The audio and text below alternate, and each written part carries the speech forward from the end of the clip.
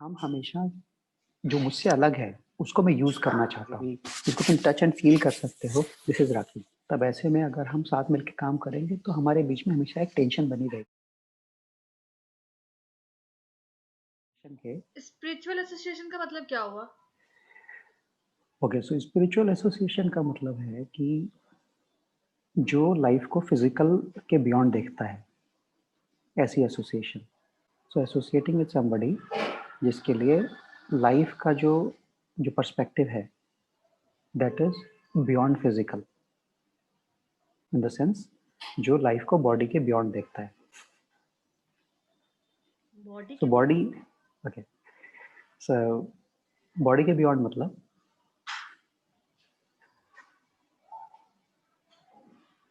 So you use a hand, right? तुम अपना हाथ यूज करते हो। हाथ नहीं हो तो परेशानी हो जाएगी, बट फिर भी जिंदगी चलेगी, बट उतनी कंप्लीट लाइफ नहीं होगी, करेक्ट? हम्म। तो इसी तरीके से अगर तुम देखो तो जिस फिजिकल बॉडी के अंदर तुम हो, इस फिजिकल बॉडी को फंक्शन करने के लिए infinite number of other bodies की जरूरत है, करेक्ट? तो देखा जाए तो they are this body in which you you believe that you are the body, you are क्या नाम है तुम्हारा? राखी। सो तुम अपने आप को राखी मानते हो, जो तुम्हारी बाउंड्री ऑफ राखी is limited to the body, कि ये जो पूरी बॉडी है यहाँ से यहाँ तक जो भी इसको तुम टच एंड फील कर सकते हो, दिस इज राखी, हम्म। है ना? यही तो तुम्हारे लिए राखी है। हम्म।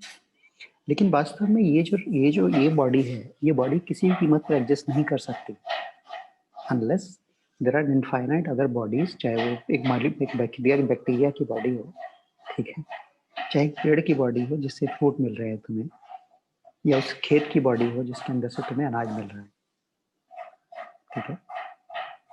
तो एक्चुअली ये body is incomplete without that other bodies, correct? So essentially this body is a small part of the larger body. तो एसेंशियली वी आर वन ना। तो जब तुम वननेस की फीलिंग में आने लग जाते हो सबके साथ, तो वहां पर यू नो लाइक वहां पर you have, instead of exploitation, तुम्हारा भाव हो जाता है how can we how can we grow together well. अगर तुम्हारा हाथ बहुत लंबा हो जाए और पैर पैर से 1.5 फीट का रह जाए, is that a good body? No. तो सिमिलरली तब तुम्हारा जो पर्सपेक्टिव है लाइफ का, वो कोई एक स्पेसिफिक बॉडी की, राखी की बॉडी एकदम मैचो हो जाए, है ना, जिसको राखी राखी समझती है वो बॉडी मैचो हो जाए, बाकी सब कमजोर भिखमंगे और वैसे पड़े रहें, तो Rakhi would not be happy with that, because अब राखी का पर्सपेक्टिव उन सारी बॉडी के साथ इंक्लूसिव हो चुका है, राइट? तो जब तुम्हारा आई एक फिजिकल बॉडी से निकल करके एक लार्जर काइंड ऑफ पूरे यूनिवर्स को अपनाना शुरू कर देता है, then it's the state of being kind of living in spirituality, kind of identifying with the spirit, correct?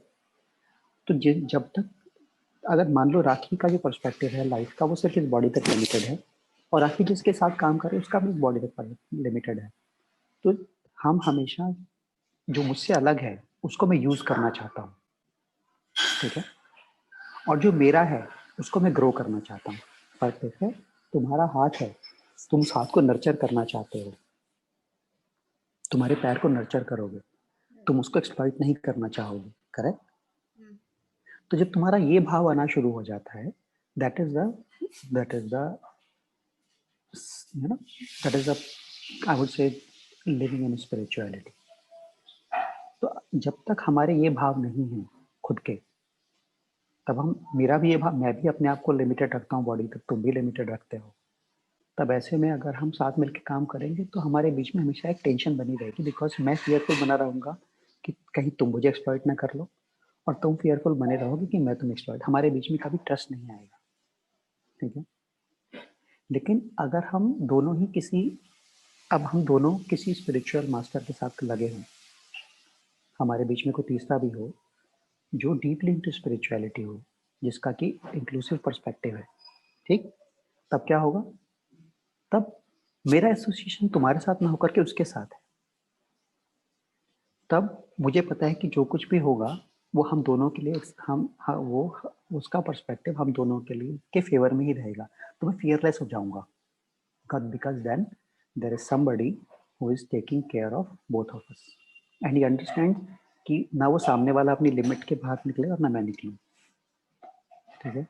End of course at the same time that would help us embrace this universal perspective. रखो, बढ़िया, खुद सिर्फ पहले। Dzire रखो। हाँ। So when, जैसे तुम जब किसी के अंदर कमी ढूंढना चाहते हो हम्म, तो कमी ढूंढ लेते हो, करेक्ट। और अगर तुम किसी में अच्छाई ढूंढना चाहो तो अच्छाई भी ढूंढ लेते हो, ठीक है। तो उसी तरीके से अगर तुम्हारी नजरें हमेशा स्पिरिचुअलिटी को ढूंढ रही हैं, तब तुम्हें कोई ना कोई मिल जाएगा।